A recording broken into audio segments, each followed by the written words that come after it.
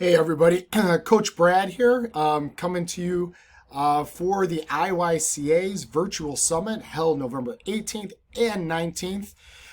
Again, it's virtual, so everything's online, and now we are NSCA approved for some CEUs.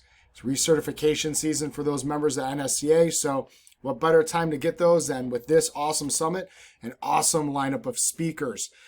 So very honored to speak on the 18th on key performance indicators and using them with regard to program design. First few videos, we talked about what KPIs are, what benchmarks are, how we kind of utilize them as daily metrics for adaptation. Now I'm going to talk to you a little bit today about organization, how we organize this data, okay? So in front of you is real-time data. We collected this fall, just finished collecting data this week, the end of October, beginning November. And this is our baseball team at the high school level. So age range from 13 to 18. You notice that black line right in the middle, that's going to separate our varsity players from our frosh soft players. And we're going to focus a lot on those varsity players, okay? So we organized data into two kind of specific domains. We have global testing, which all athletes will test no matter who they are, whatever, what sport they are or age. And then we have specific tests for sport. For this particular offseason, the only specific things we're testing for baseball would be the 30 and 60-yard dash, okay? Everything else is pretty standard. We got body weight, vertical jump, broad jump, right-legged broad jump, left-legged broad jump. Imagine those being a lateral jump or lateral hop, single leg though. Pushing off the left, landing on the right, okay? So if you can get a visual of that. Seated medicine ball toss, bench press, 10, 30, 60-yard dashes, squat, hex, right grip, left grip, and then pull-ups. We also calculate relative strength because I think it's really important we understand relative strength, and it is very explainable to the athletes when we digest this to them and give them a video about it. Okay, so that's our testing pre, okay? I also mentioned that we take daily verts, and I was not fibbing about it. These are all your daily verts, and again, you can see the fluctuation from the pre-test, okay, all the way through to the end of this testing cycle, all 6 weeks, okay? So it's really important, and we see them all the way up here until the 19th of September, okay? We also started tracking our 10s every couple weeks. Now, here is the post-test, or we call it the mid-test because we have a very long season with the baseball program. 6 weeks on, 2 weeks off, 6 weeks on, 2 weeks off, and then we're full go to hopefully state championship in June. So we have our pre, and then we have our mids, okay? And you're going to notice, I'm going to do a quick back, that there's many more numbers here than there are here, okay? And why that is, and we'll talk about this during my presentation, is not every athlete did pre and post. You're still going to see some things missing, okay? This participant right here is missing a hex pre, but they have the hex mid, okay? So this is our first line of data scrub. We might take out those who quit the team, who couldn't do off-season, football players, wrestlers that started but couldn't finish. So we keep that in line. Again, this person right here did some testing, not all testing, okay?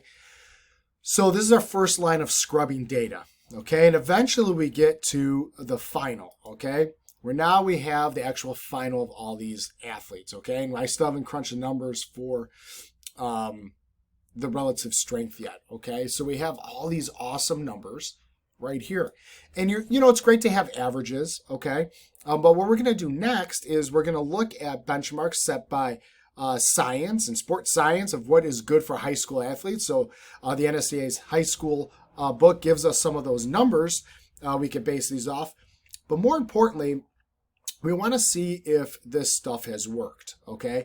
And it's really critical, and I'll go over this a little bit. It's not a statistics course by any means, but we do use statistical software to further back our findings. And we'll pop over to a screen in just 1 second.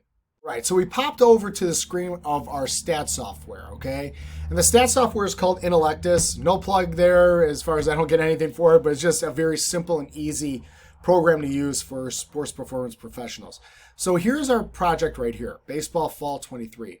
You can see I transported all that data now, okay, into the stats program. All right, so we can now analyze it, okay? And I've already done some analyzing here. But this is the stuff we do on the back end to ensure things are working or maybe if they're not working. So here's our descriptive statistics on all those metrics we did, the pre and the mids, okay? So we got our mean, median, mode. So here's our mean, okay? This would be our averages, okay? Our standard deviation, and we'll talk a little bit about this in my presentation, how far apart they are from each other, okay? Around the mean, okay? And then we have how many participants. We have our error, okay? How far the sample mean is likely to differ from actual population mean, okay? So we always have some error. You have your minimum, your maximum, how it's skewed, okay? The symmetry of the bell curve thing. You know, bell curve has a nice bell to it. Sometimes it's going to be skewed to the left. Sometimes it's going to be skewed to the right. And it's all about the distribution of the variables, okay? So this gives us a really nice snapshot of like hex pre, okay, was minimum 245, average 325. Our hex mid was 25 pounds heavier. Not bad for 6 weeks, okay? So now what we're going to use is a t-test to now compare and look at means of pre and post tests, okay? So we look at these things called box plots to visually see if there's a change between body weight pre, body weight mid. And this descriptor here lets us know, these statistical lines here let us know if there was any significance in the change, okay? And the body weight, there was not a significant change. It was only about a pound or almost 2 pounds different, okay? And we know that's not a significant change because of this p-value, okay? So the p-value, it has to be below 0.05 to have any significance. And we do this for every statistical test, okay? It's really important that we can look at the statistics on the back end to help explain it, okay? So here's a good one here, 10-yard dash, all right? We know that it's a good, significant test, and it has a good effect to it, all right? And there was some good change. We dropped almost a full tenth, okay, in 6 weeks. And it's visually represented by this box plot, okay? So all really good stuff. And now, how do we take that information and translate it? So now I'm going to look this weekend and over the next week while they're off and see what gaps are we missing.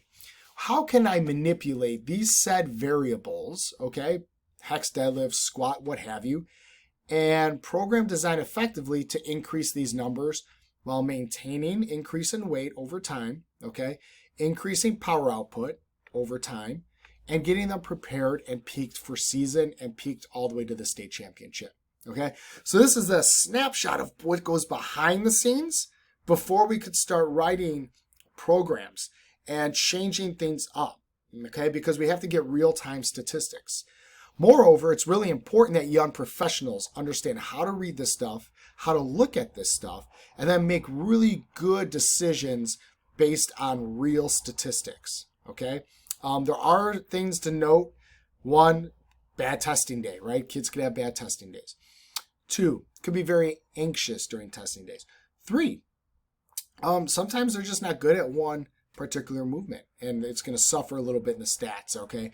4, you got to look at that training age again. Maybe we have a sophomore moved up in this group. So I just want to cover the basis here of stats and what it means and how these play a role in these key performance indicators in organization, delivery, and then how we chunk it down for something so broad and big like this to the dailies, to the 10s, to the mid-testing, big numbers, and to scrub it to a final thing that is readable and digestible.